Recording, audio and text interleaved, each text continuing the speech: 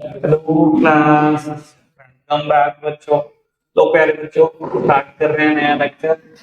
बेटा, हमने सेबी के फंक्शन पढ़ने स्टार्ट कर दिए थे और बेटा हम रेगुलेटरी फंक्शन में दो फंक्शन पूरे कर चुके हैं। ठीक है ना जी। तो रेगुलेटरी फंक्शन निकाल लो।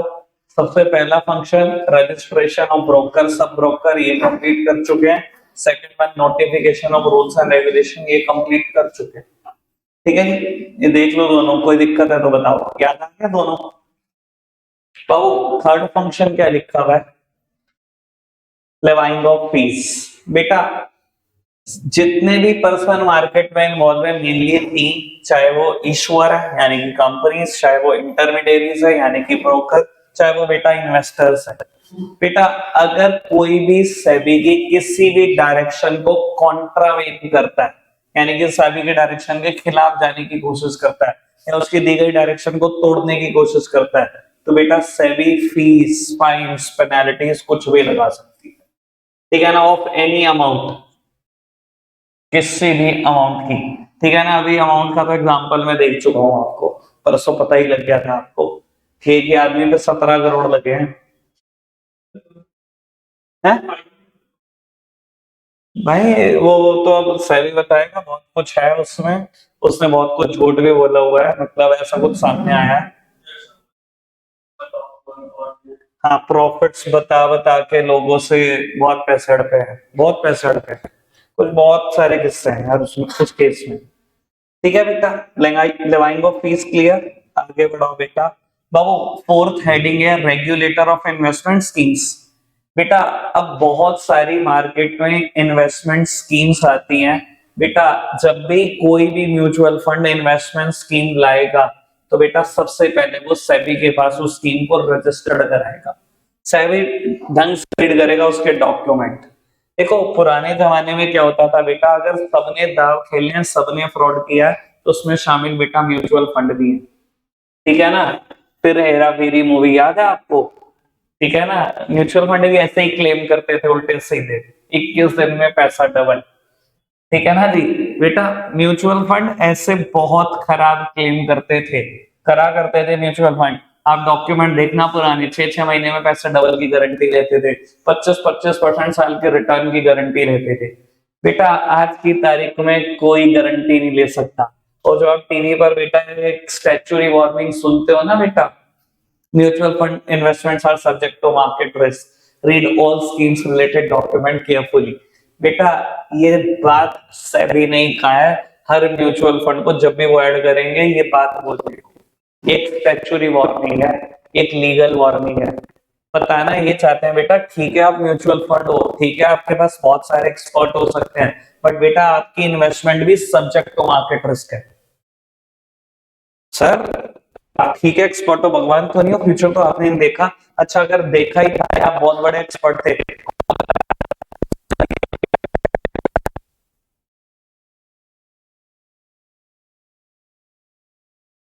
फंड्स भी नेगेटिव हुए थे। सर, किसी को तो नहीं पता था ना।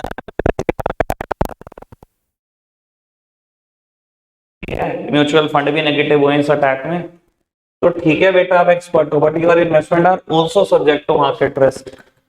तो बेटा, इसकी वजह से कोई भी म्यूचुअल फंड कोई उल्टा सीधा क्लेम ना कर पाए, तो सेबी कहता है पहले कोई भी इन्वेस्टमेंट स्कीम लाओगे पहले मेरे पास रजिस्टर्ड कराओ, मैं देखूंगा उसको। ठीक है ना जी। फिर करेंगे बात आगे की, फिर आप पब्लिक को दिखा सकते हो, उनसे फंड रेजिंग कर सकते हो।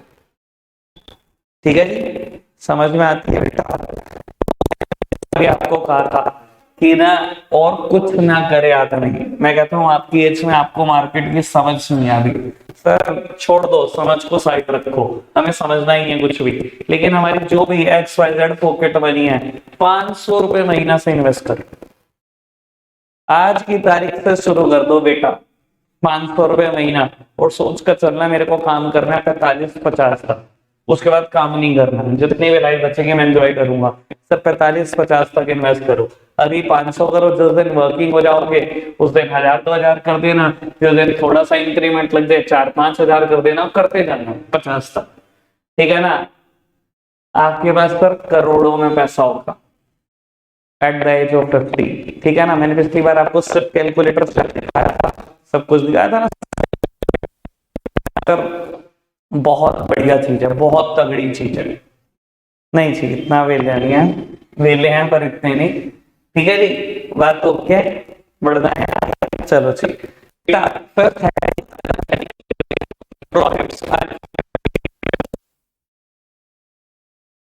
बता देता हूँ। ये बेटा रेगुलेटरी फंक्शन में भी आती है, ये बेटा डेवलपमेंट फंक्शन में भी आती है, और ये प्रोटेक्टिव फंक्शन में भी आती है। हल्का हल्का सा नाम बदल जाता है इसका। डेवलपमेंट फंक्शन में सेकंड हेडिंग देखो, प्रमोशन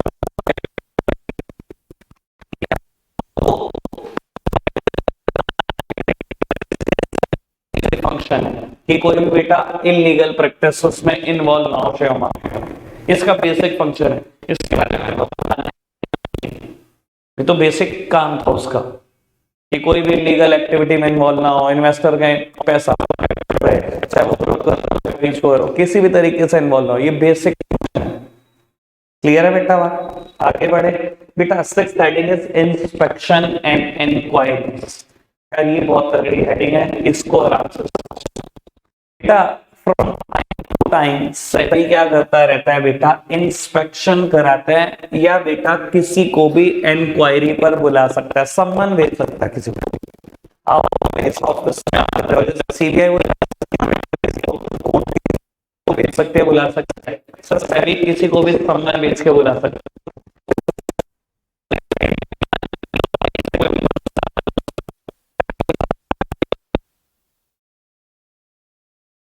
ये तो बेटा सेबी स्टॉक एक्सचेंज का सरप्राइज ऑडिट तक करा सकता है। बेटा SEBI is the regulator of stock exchange, बिल्कुल वैसे जैसे आरबीआई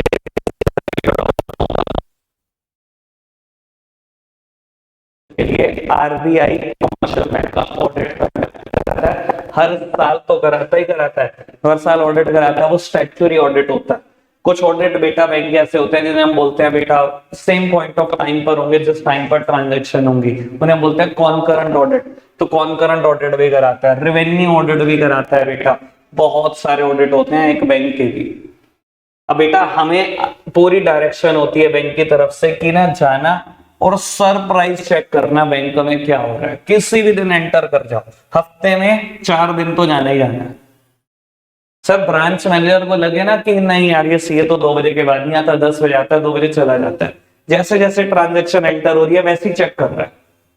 आज किसी ने डिपॉजिट कराया, वैसे ही चेक कर रहा है कि डिपॉजिट कहां से हो रहा है, सही इंटरेस्ट लग रहा है कि नहीं, सही चेकबुक इशू हो रही है कि नहीं, सब इसे बोलते हैं कॉनकरेंट ऑडिट। जिस टाइम पर ट्रांजेक्शन डाले उसी टाइम पर चेक कर लेना बाबू। लेकिन अगर मान लो बेटा ब्रांच मैनेजर को लगता है कि आप 2 बजे के बाद नहीं आओगे, तो हम इसको 2 बजे के बाद चले जाओ।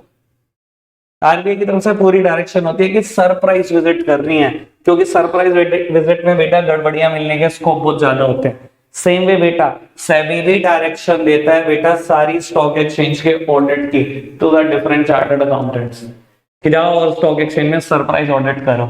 और बेटा टाइम की बात है, एक फ्रॉड पकड़ा गया था इस सरप्राइज ऑडिट में, मैंने आपसे डिस्कस भी किया था बेटा। अब वो हर्षद मेहता फ्रॉड सब जानते हैं, केतन पारिक फ्रॉड, ठीक है ना। किसी टाइम पर बेटा केतन पारिक स्टॉक एक्सचेंज का चेयरमैन होता था।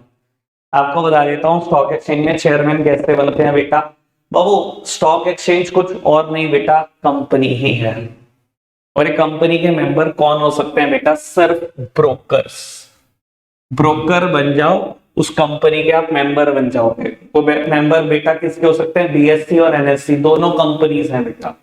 बाबू किसी भी कंपनी में आप डायरेक्टर कैसे बनते हो बेटा, मान लो आप एक नॉर्मल कंपनी के 20-25 लोग मेंबर हो, ठीक है ना जी। कंपनी ने बोला कि हम 3 डायरेक्टर बनाने में इंटरेस्टेड है 25 में से, ठीक है ना। जो भी डायरेक्टर बनना चाहता है आ जाओ, अपने नाम दे दो, अप्लाई कर लो डायरेक्टरशिप के लिए। बेटा 25 में से 7 जनों ने कह दिया हम डायरेक्टर बनना चाहते हैं। बेटा ये 25 के 25 लोग वोट करेंगे, जिसको हाईएस्ट वोट मिलेंगे वो बेटा डायरेक्टर बनेंगे। सेम में बेटा ऐसे ही बेटा आप डायरेक्टर बन सकते हो, बीएससी और एनएससी के चेयरमैन बन सकते हो, सेम वे ऐसे ही बन सकते हो। तो बेटा केतन पारिक एक ब्रोकर होता था, उसने डायरेक्टरशिप के लिए अप्लाई करा, सबसे ज्यादा वोट भी मिले, चेयरमैन बना, लेकिन उसने बेटा ऐसा फ्रॉड चलाया भाई साहब, 6 महीने के अंदर अंदर अरबोपति हो गया। फ्रॉड क्या करता था बेटा, उसने बाबू एक लूप होल ढूंढ लिया एक सिस्टम में, और बेटा उस सिस्टम की ट्रांजैक्शन की वजह से उसने कमाना शुरू कर दिया। जैसे कि बेटा मैं एक बात बोलूं, आज एक इंसान कहीं बैठा हुआ दुनिया के किसी कोने में रिलायंस के 100 शेयर बेचना चाहता है, और बेटा एक इंसान दुनिया के किसी कोने में बैठा हुआ बेटा 100 शेयर खरीदना चाहता है, ये 70 शेयर खरीदना चाहता है। बेटा अगर ये दोनों ट्रांजैक्शन हिट करे तो क्या होगा? 100 बेचना 70 खरीदना, ज्यादा बेचने की बात है, क्या होगा बेटा? कहीं ना कहीं प्राइस डाउन होगा। बेटा 100 ये क्या करता था बेटा, ये खरीदने वाली ट्रांजैक्शन को सेकंड्स के लिए डिले कर देता था, बस कुछ सेकंड्स। बेटा ये सेल करने की ट्रांजैक्शन हिट करी बेटा कंप्यूटर को, बाय की हिट नहीं करी, बाय की डिले कर दी उसने, सिर्फ सेकंड्स। लूप होल ढूंढ लिया, एक सिस्टम में कमांड ऐसे लगा दी जिससे ये होने लगा। बेटा ऐसे ही सेल की ट्रांजैक्शन हिट करी, शेयर का प्राइस गिरा, ये हाथ तो हाथ बाय करता, और जैसे ही बेटा बाय की ट्रांजैक्शन हिट करती, दाम बढ़ता, ये सेल कर देता। बस ये धंधा चलाया बस, ठीक है ना। और वो भी खुद से कुछ नहीं किया बेटा, इसको बोलते हैं एल्गो ट्रेडिंग। क्या बोलते हैं बेटा? Algo trading. ये कंप्यूटर में कमांड डाल के होती है ऐसी ट्रेडिंग। बस मौज करो। पता लगा भाई साहब कुछ ही महीने में फर्म अरबोपति हो चुकी है। बस ये फ्रॉड था। और पकड़ा कैसे गया सर? सरप्राइज ऑडिट में। सरप्राइज ऑडिट चल रहा था, चार्टर्ड अकाउंटेंट ने ये कमांड पकड़ ली, और जैसे ही पकड़ी गई बेटा वैसे ही बाबू बहुत कुछ हो गया शेयर मार्केट में। तो समझ में आया? तो सेबी इंस्पेक्ट करा सकता है सर किसी भी स्टॉक एक्सचेंज को, किसी को भी इंक्वायरी के लिए बुला सकता है। क्लियर है बेटा? बात याद रहेगी बात। चलो जी लास्ट वन पढ़ते हैं बेटा। बाबू लिखा हुआ है परफॉर्मिंग एंड एक्सरसाइजिंग पावर। लो जी बेटा करता हूं इसकी बात, परफॉर्मिंग एंड एक्सरसाइजिंग पावर। बेटा स्टॉक एक्सचेंज से रिलेटेड एक कानून है स्कैरा 1956। कल इसके बारे में खैर हम थोड़ा सा और भी पढ़ेंगे, वर्ड कल दोबारा भी आएगा, लेकिन आज की चर्चा में भी है बेटा। कानून है स्कैरा 1956। स्कैरा मतलब सिक्योरिटीज कॉन्ट्रैक्ट रेगुलेशन एक्ट 1956। अच्छा एक बात बताओ, जब स्कैरा था 1956 में तब सेबी था? कौन था फिर? सेबी तो थी नहीं बेटा। सेबी कब एग्जिस्टेंस में आई? 1992 में आई तो एग्जिस्टेंस में, इसके तो बहुत साल बाद आई। तो बेटा अगर आप स्कैरा एक्ट अगर कहीं पर भी उठाकर देखो तो बेटा अगर उसको कहीं पेनल्टी लगानी होती थी ना किसी भी चीज की, तो स्कैरा एक्ट में लिखा हुआ है कि government of India get decide. हर जगह पे ये लिखा हुआ है कि गवर्नमेंट ऑफ इंडिया डिसाइड करेगी, सेंट्रल गवर्नमेंट डिसाइड करेगी, ये गवर्नमेंट डिसाइड करेगी, क्योंकि कोई और अथॉरिटी थी नहीं। तो इसने सारी पावर किसको दी हुई थी? अपनी गवर्नमेंट ऑफ इंडिया को या सेंट्रल गवर्नमेंट को पावर दी हुई थी। बेटा जब फ्यूचर में सेबी बन गया 1992 में, तो बेटा गवर्नमेंट ऑफ इंडिया ने इसके एस्टेब्लिशमेंट के बाद एक काम किया कि किसी भी पुराने एक्ट में अगर जो सिक्योरिटी मार्केट से रिलेट करता है, सिक्योरिटी मार्केट से रिलेट करने वाले किसी भी पुराने कानून में अगर कोई पावर हमें दी गई है तो हम उस सारी पावर डेलीगेट कर रहे हैं सेबी को। गवर्नमेंट चाहती नहीं है सिरदर्दी रखना, उन्होंने कानून अथॉरिटी इसलिए बनाई है बेटा जो पूरा का पूरा रेगुलेट कर सके सिक्योरिटी मार्केट को। अगर बाद में भी गवर्नमेंट ऑफ इंडिया ने डिसाइड करना है तो सेबी की जरूरत क्या? तो बेटा गवर्नमेंट ऑफ इंडिया ने जो स्कैरा ने पावर डेलीगेट करी गवर्नमेंट ऑफ इंडिया को, वो गवर्नमेंट ऑफ इंडिया ने डेलीगेट कर दी सेबी को। यानी कि सेबी आज की तारीख में वो सारी पावर परफॉर्म कर सकता है जो किसी टाइम पर गवर्नमेंट ऑफ इंडिया की थी। यही है heading performing and exercising powers. Clear बात? समझ में आती है बेटा बात? बाबू अभी रीड करेंगे, अभी रीड करने पे ज्यादा टेंशन ना लो, डेवलपमेंट फंक्शन पूरे कर लो फिर देखेंगे रीड करना। फटाफट से पढ़ना बेटा। डेवलपमेंट फंक्शन 3 है, बहुत छोटे छोटे से। बाबू सबसे थर्ड हेडिंग पढ़ो सबसे पहले, रिसर्च। अच्छा एक बात बताओ, कोई भी प्राइवेट ऑर्गेनाइजेशन है आज की तारीख में बेटा, वो जितना भी नेट प्रॉफिट कमाती है आप देखते हो बेटा उसका 1%, 2%, 4%, कहीं ना कहीं बेटा अपने प्रॉफिट का 4%, 3% रिसर्च में खर्च कर रही है। फिर बेटा हर प्राइवेट ऑर्गेनाइजेशन की चाह होती है जितना मैं कमा रहा हूं उससे कुछ ज्यादा कमाऊं। सर हर प्राइवेट ऑर्गेनाइजेशन की चाह है बेटा, सेबी की भी यही चाह है कि जितना सिक्योरिटी मार्केट अच्छी होती जा रही है मुझे और उससे अच्छी करनी है। अब इसके लिए बेटा वो रिसर्च पे बहुत पैसे खर्च करता है। बेटा कहीं कहीं बार दिमाग में बेटा बच्चों के ये भी क्वेश्चन होता है कि कैसे कमाता है सेबी। तो सर सेबी की कमाई की टेंशन मत लो, ठीक है ना, आपके पैरों में नीचे जमीन नहीं रहेगी उसकी कमाई सोचोगे तो। सच बात ये बेटा, उसकी कमाई की बात करो सर, फीस फाइन पेनल्टी से उसको बहुत ठीक ठाक इनकम है। अगर इसके अलावा इनकम जाननी है तो बेटा ब्रोकर्स ने बहुत सारे पैसे रखे हुए उसके पास। 5 लाख ब्रोकर है, 1-1 करोड़ रुपए रखे हुए security amount 5 lakh crore. Sir ब्याज ब्याज सोचते रहो, उसने कुछ नहीं कर रखा बेटा। अगर एफडी भी बना के छोड़ देगा ना 5 लाख करोड़ की, 6% भी आता हो तो 30,000 करोड़ आ रहा है उसको हर साल का। इसलिए उसकी कमाई की टेंशन नहीं लेनी तुमने, ठीक है जी। उसकी ये कमाई है और उस कमाई से क्या कर रहा है सर, बहुत अमाउंट वो रिसर्च में खर्च कर रहा है। सर जिस दिन आप कह दो कि मेरे को मेरी ब्रोकरशिप कैंसिल करानी है, उसी दिन वापस रिफंडेबल है, एंटायर अमाउंट इज रिफंडेबल। मैं तो करा चुका हूं, सब ब्रोकर था 50,000 दिए थे, 50,000 वापस आ गए थे भाई, अकाउंट से गए अकाउंट में आ गए, ठीक है ना। तो ये बिल्कुल अमाउंट रिफंडेबल है, इसमें कोई टेंशन नहीं है। सर समझ में आती है बेटा बात। तो सेबी की कमाई है, उस कमाई का एक पोर्शन वो रिसर्च में खर्च रहा है ताकि बेटा मार्केट को और अच्छा और ट्रांसपेरेंट और एफिशिएंट बना सके।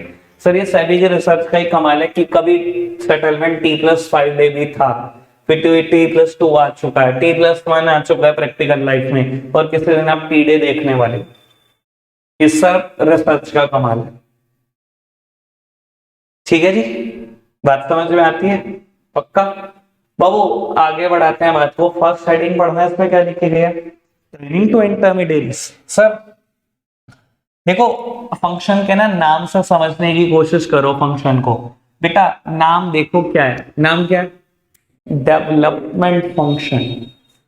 सर हर कोई चाहता है ना डेवलपमेंट, हर प्राइवेट सेक्टर चाहता है ना बेटा, सेबी भी चाहता है स्टॉक एक्सचेंज की डेवलपमेंट। और डेवलपमेंट कैसे होगी बेटा, जितने ज्यादा पार्टिसिपेंट्स बनेंगे बढ़ेंगे, जितने ज्यादा काम करने वाले लोग बढ़ेंगे तभी डेवलपमेंट होगी ना। तो बेटा ये इंटरमीडिएरीज को ट्रेनिंग भी दिलवाता है। किसी टाइम पर ये बात हो चुकी है कि आप ब्रोकर कैसे बनते हो, पता है ना कैसे बनते हो, 10th पास, सेबी का एग्जाम क्लियर करना, 1 करोड़ रुपए सिक्योरिटी अमाउंट और कुछ टाइम की ट्रेनिंग। तो बेटा सेबी आपको ट्रेनिंग दिलवाता है with the help of stock exchange, ठीक है ना। और बेटा अच्छा सेबी क्यों चाहता है कि ब्रोकर्स के कॉम्पिटिटर खड़े हो बहुत सारे, भाई इंटरमीडिएरी को ट्रेनिंग दिलवा रहा है मतलब ब्रोकर को तो ट्रेनिंग दिलवा रहा है, कॉम्पिटिटर ही तो खड़ा हो रहा है। सर बिल्कुल सीधी सी बात, मोनोपोली ना बने बेटा। हमेशा फायदा किसका होता है, जितना कंपटीशन होता है कस्टमर का फायदा होता है। दूसरी बात बेटा सेबी डेवलपमेंट भी चाहता है मार्केट की, और जितने ज्यादा ब्रोकर्स आते जाएंगे ये ध्यान रखना, उतने ज्यादा इन्वेस्टर्स भी आते जाएंगे। क्योंकि बेटा नए जो ब्रोकर आते हैं ना वो मार्केट में मेहनत करते हैं, जा जाके लोगों को गाइड करते हैं स्टॉक एक्सचेंज के बारे में, और मजबूर करते हैं कि वो डीमैट अकाउंट खुलवा के ट्रेडिंग शुरू करे। क्योंकि हर इंसान के आप समझते हो ना 50 तो संबंध होते ही होंगे ना, एक इंसान के 20-50 संबंध तो अपने होते होंगे ना, तो उसके कहने पे कुछ भी कर पाते होंगे। तो सर ये वही कहानी है, एक नया भी ब्रोकर आएगा 50 लोगों को तो ले ही आएगा कि मार्केट में ट्रेड कर। कहने की बात है बेटा, कोविड से पहले तक, सिर्फ 2020 से पहले तक की बात कर रहा हूँ, 2019 तक 1876 की मार्केट है, और 2019 तक 4 करोड़ डीमैट अकाउंट खुले थे इंडिया में। और 2020 कोविड वाला साल इकलौता साल ऐसा है, 2021 तक 4 करोड़ नए खुले थे। इंडिया में टोटल 8 करोड़ डीमैट अकाउंट है, एक ही साल में 4 करोड़ खुले हुए। और सब किसने खोले, सब यंगस्टर्स हैं, सब यंगस्टर 18 से 25 की एज। इतना लोगों को चस्का चढ़ा के मार्केट से कुछ कमा ले, ठीक है ना जी। और इसी टाइम पर सबसे ज्यादा पॉपुलर हुआ स्टॉक तो जीरो था, आज की तारीख में ग्रो, ठीक है बेटा समझ में आ रहा। तो सबका काम डेवलपमेंट है, तो सेबी भी डेवलपमेंट सोचता है अपनी मार्केट की, स्टॉक एक्सचेंज की। क्लियर है बेटा बात। Training to intermediary word research clear हुआ। सेकंड हेडिंग पढ़ना प्रमोशन ऑफ फेयर ट्रेड। मैंने अभी भी बताया था बेटा ये बेसिक फंक्शन है, ये हर जगह पर नजर आएगा, रेगुलेटरी फंक्शन में भी था, डेवलपमेंट में भी था और प्रोटेक्टिव में भी है, पर हर जगह लिखने का तरीका अलग है। सर यहाँ लिखोगे कैसे बेटा, कहता है सेबी ने फेयर ट्रेड को प्रमोट करा बाय मेकिंग अंडरराइटिंग ऑप्शनल। बेटा छोटी कंपनियां लुट जाया करती थी, पुराने टाइम में क्या होता था, अंडरराइटिंग इज कंपलसरी। सर मेरा ख्याल अंडरराइटर आप सब जानते हैं, अंडरराइटर, मैंने ब्रोकर और अंडरराइटर का डिफरेंस बताया था, शायद सब जानते हैं क्या होते हैं अंडरराइटर, याद है ना।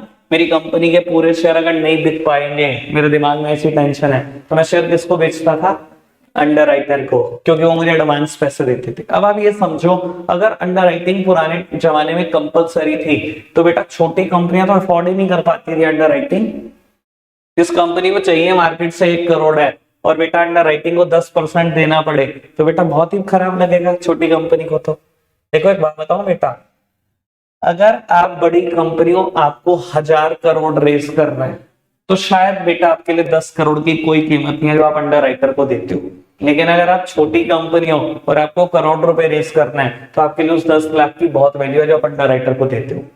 कहने की बात बेटा ये, दोनों जगह चाहे अमाउंट 10% है, पर बेटा बड़ी कंपनियों को अंडर राइटिंग कमीशन से कोई खास फर्क नहीं पड़ता, लेकिन छोटी कंपनियां अफोर्ड नहीं कर सकती इतने खर्चे।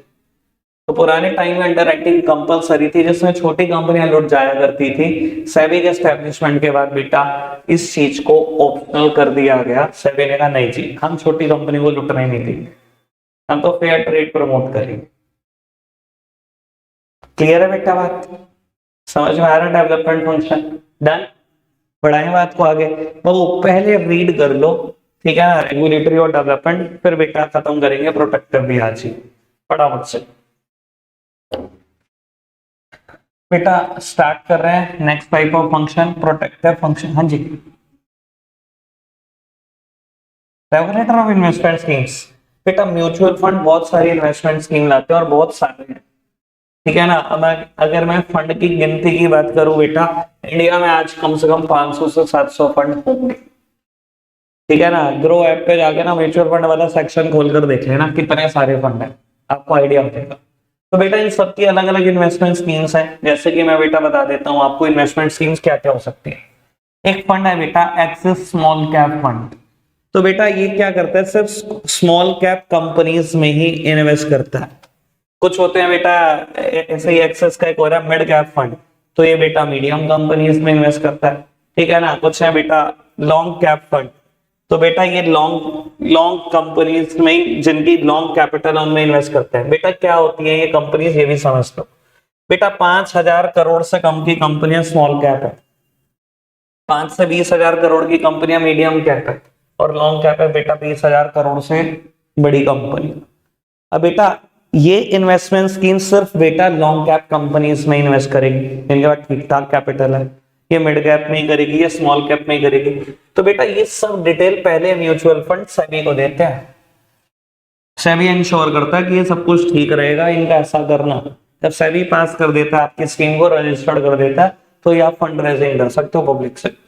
अब आप समझ सकते हो बेटा ये रिस्की भी बहुत होगी, इसमें रिटर्न्स भी बहुत आएंगे। जितना ज्यादा जो रिस्क है उतना ही रिटर्न्स। इसमें ऐसी भी कंपनियां होंगी बेटा जिनका शेयर 10-10 रुपए का होगा, ठीक है ना। अब कहने की बात है 10 का सिर्फ 12 हो जाए वो 20% है, 20%, 10 का सिर्फ 12 हो जाए, ठीक है ना। और यहाँ सोचो 2500 रुपए का एक शेयर है कंपनी का, ऐसी भी कंपनियां जिनका शेयर 2500 रुपए का, इसका 20% बढ़ाना मतलब 500 रुपए शेयर का बढ़ना। तो बेटा ये रिस्की भी बहुत होती हैं, और बेटा रिटर्न्स भी अच्छा खासा दे देती हैं। ये बेटा कम रिस्की है, कम रिटर्न्स देती हैं। तो पहले आप ऐसी सारी स्कीम्स को रजिस्टर्ड कराते हो विद सेबी। सेबी ने रजिस्टर्ड कर लिया, पास कर लिया, तब पब्लिक से फंड रेजिंग कर सकते हो। यानी कि म्यूचुअल फंड के ऊपर भी आज रेगुलेशन लग चुकी है, जैसे ब्रोकर के ऊपर लगी हुई है, भाग कोई नहीं सकता, ठीक है जी। कोई दिक्कत तो नहीं। चलो जी बढ़ाते हैं बात को आगे। बेटा प्रोटेक्टिव फंक्शन पर बात को लेकर जाते हैं। सबसे पहली हेडिंग है प्रिवेंट इनसाइडर ट्रेडिंग, और मेरा ख्याल मुझे उसमें कुछ खासा डिस्कशन करना नहीं है। इनसाइडर ट्रेडिंग अब सबको पता है, मैंने डिटेल डिस्कशन कर दिया था लास्ट लेक्चर में, ठीक है जी। सेकेंड हेडिंग बताना क्या है,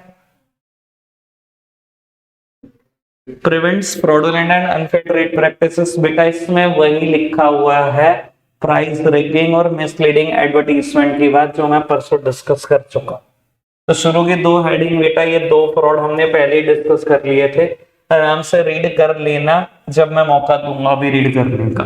बेटा 4th हेडिंग पढ़ना, क्या लिखा, एजुकेट इन्वेस्टर्स।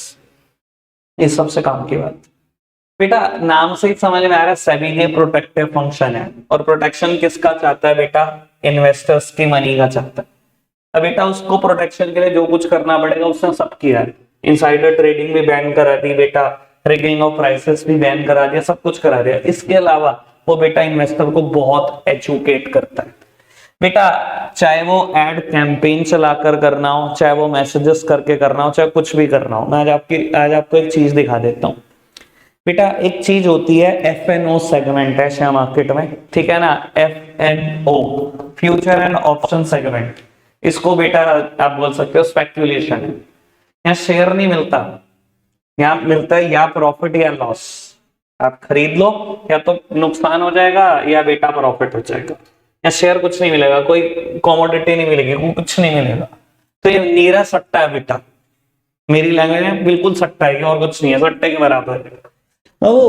अब सेबी ने क्या करा, आज की तारीख में सब ब्रोकर्स के प्लेटफॉर्म पे ना एक इन्फो डालनी कंपलसरी कर दी।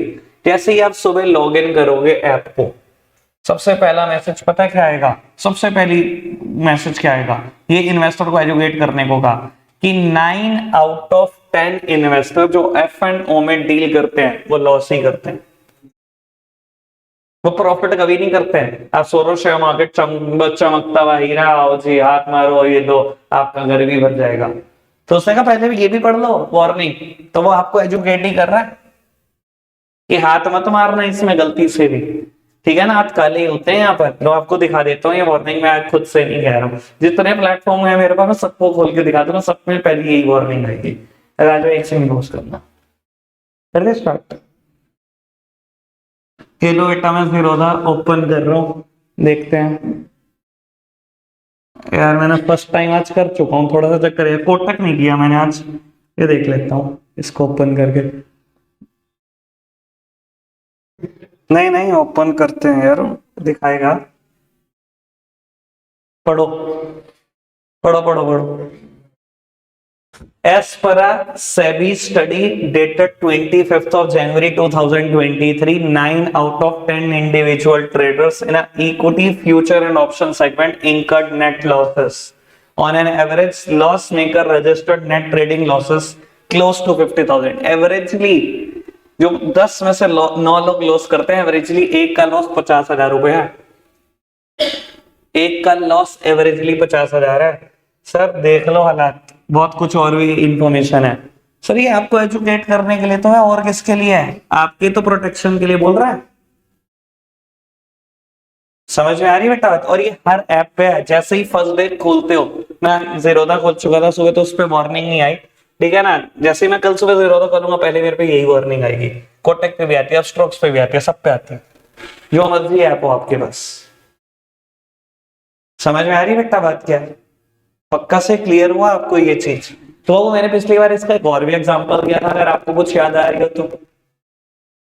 कुछ याद है मैंने इसका पिछली बार एग्जांपल क्या दिया था? बेटा मैं एग्जांपल याद करा देता हूँ आपको एक बार ढंग से, ठीक है ना। दोनों में से कुछ भी याद रख लेना, ठीक है ना। मेरा तो काम ही होता है कि हर बार कुछ नया बता पाऊं तो अच्छा।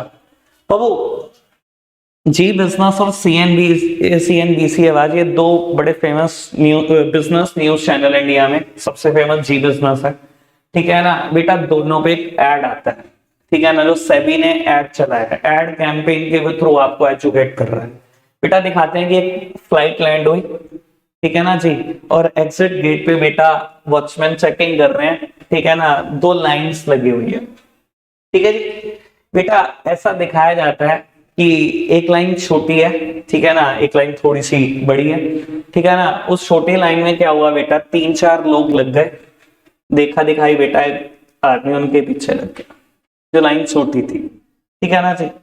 और वो जो वॉचमैन था उसका बेटा, उसको कोई काम पड़ जाता है, वो चला जाता है, ठीक है ना जी। और बेटा जो लाइन बड़ी होती है उसके चेकिंग हो के वो लाइन लगभग खाली हो जाती है। फिर वो 3-4 लोग फटाफट से भाग के आ जाते हैं इसी लाइन में जहाँ वॉचमैन होता है, ठीक है ना। और एक इंसान उनके देखा दिखाई इनके पीछे आ जाता है। ये वॉचमैन उठता है, दूसरी लाइन की चेकिंग करने लग जाता है जहां का वॉचमैन गया था। फिर ये लाइन खाली। फिर ऐसे ही बेटा वो 3-4 लोग इधर आ जाते हैं और एक इंसान देखा दिखाई इनके पीछे आ जाता है। ऐसा कुछ इन्होंने 2-3 बार दिखाया और नीचे फिर एक सेबी की स्टैट्यूटरी वार्निंग लिखी है। कि शेयर मार्केट में कभी भी देखा दिखाई इन्वेस्ट ना करें। बेटा इस चीज की समझ आपको खुद डालनी पड़ेगी, मुझे शेयर मार्केट में इन्वेस्ट करना है कि नहीं और किस चीज में करना है। देखा दिखाई इन्वेस्ट करने वाले लोग बेटा हमेशा मरते हैं।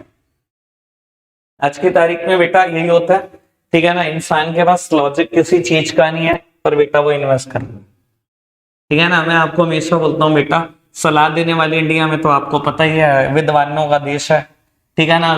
बस बाहर निकलो इस कमरे के बाहर और कह दो मुझे सलाह चाहिए, देखना कितने मिलेंगे सलाह देने वाले, ठीक है ना। सब विद्वान ही है बेटा यहाँ पर। तो वो मैं कह रहा हूँ कि एक टाइम ऐसा भी था बेटा, मेरे ऑफिस में लोग आकर बेटा सलाह दे जाते थे और ऐसी ऐसी सलाह होती थी जिसके पीछे कोई तुक नहीं है, ठीक है ना। मनीष जी आज तो गोल्ड खरीद लो बस, वजह वजह नहीं, मेरा दिल कह रहा है बढ़ेगा ये। तो भाई इंडिया में लोग दिल पे तो इन्वेस्ट करते हैं, बस क्या बोले बेटा आगे की तो बात ही कुछ कहानी नहीं है। तो वो सेबी तो आपको एजुकेट कर रहा है, ऐसे किसी की भी सलाह पर आप इन्वेस्ट ना करें। ये तो आपको अपनी अपनी रिसर्च करनी चाहिए, पढ़ना चाहिए, ठीक है जी, ठीक है जी। बाकी आपने देख ली स्टैट्यूटरी वार्निंग, आज भी कोई ऐप खोलकर देख लो, कोई भी ब्रोकर का ऐप, सबसे पहली वार्निंग यही है, दिन की पहली, ठीक है ना। 10 में से 9 लोग लॉस करते हैं फिर हमें काम करने वाले, 9 लोग 10 में से, समझदार हो। 50 लाख लोग ट्रेडिंग करते हैं तो 45 लाख लोग लॉस करते हैं, एवरेजली 50,000 रुपए। क्लियर है बेटा बात। चलो जी आ जाओ वापसी बेटा थर्ड हेडिंग पर। बेटा थर्ड हेडिंग क्या है? Promote fair practices. बेटा प्रमोट फेयर प्रैक्टिसेस, अगेन बेटा यहाँ पर लिखने का तरीका अलग है, ठीक है ना। सेबी प्रमोट करता है फेयर प्रैक्टिसेस को, गलत इंटरेस्ट हो रहेगा तेरा। चलो जी बेटा कहता है प्रमोट फेयर प्रैक्टिसेस बेटा, लेकिन यहाँ लिखने का तरीका अलग है, सामने देखना।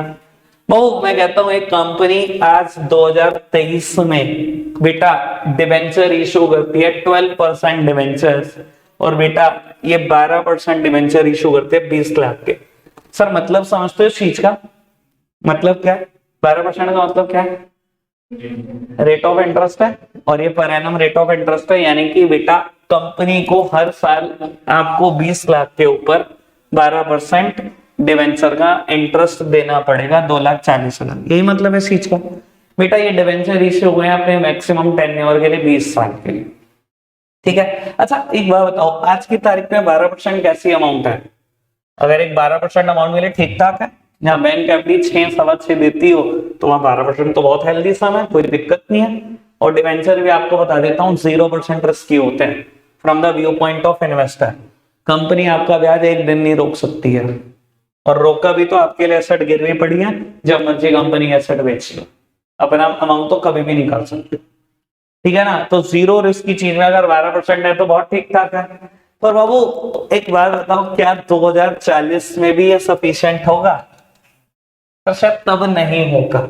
आज शायद बहुत बढ़िया दिख रहा हो, लेकिन बेटा शायद तब नहीं होगा, ये इस चीज को आप समझो, ठीक है ना बेटा। अच्छा मैं अगर ये बोलूं कि कंपनी ने 2040 में एक नए डिवेंचर इशू करे 16% डिवेंचर्स, 2040 में कंपनी ने नए डिवेंचर इशू करे 16% डिवेंचर्स, बेटा सेबी ना पुराने डिवेंचर होल्डर का भी थोड़ा सा ध्यान रखती है। अगर बेटा ये पुराने डिवेंचर होल्डर कंप्लेन कर दें कि हमारे को भी थोड़ा सा रेट ऑफ इंटरेस्ट बढ़ा हुआ मिल जाए, तो बेटा सेबी पूरी कोशिश करती है कि आपका भी इंटरेस्ट मिड टर्म में रिवाइज हो सके, यानी कि आपको भी 16 दिलवाने की पूरी कोशिश करती है जिसपे नए डिवेंचर इशू हुए, ठीक है जी। लेकिन बेटा अगर इस पीरियड में कोई इशू ही नहीं हुआ, 2043 आ गया तो सर फिर कुछ नहीं करेगा सेबी, ठीक है जी।